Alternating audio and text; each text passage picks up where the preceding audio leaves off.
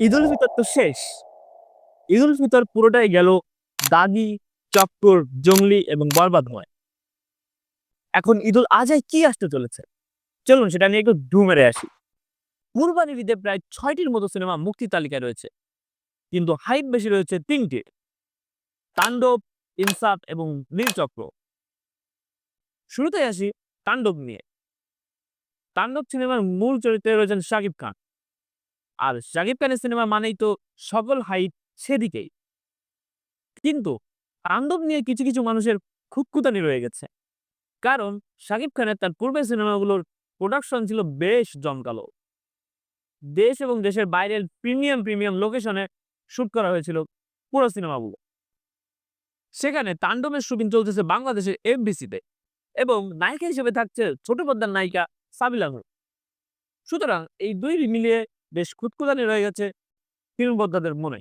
শরীফুল রাজের ইনসাফ এবং আরপিন শুভর হিলচক্র নিয়েও বেশ কিছু আপডেট রয়েছে, যা কিনা এই সিনেমা দেখার প্রতি আগ্রহ বাড়িয়ে দেয়। রোজার ঈদে শরীফুল রাজের কোনো কাজ না আসলেও আসন্ন কুরবানির ঈদে আসতেছে সন্দেশ আমানদার পরিচালিত ছবি ইনসাফ। যতটা জানা গেছে ক্রাইম থ্রিলার জনরার এই ছবিতে ভিলেন হিসেবে থাকতে পারে মোশাররফ করিম। যদিও ইনসাফের ফার্স্ট লুক পোস্টারে শরীফুল রাজকে দেখতেই পুরা ভিলেনের মতো লাগছে এবং তার বিপরীতে নিশ্চয়ই বেশ শক্তপোক্ত ভিলেন লাগবে। আশা করি সেটাই আমরা পাবো।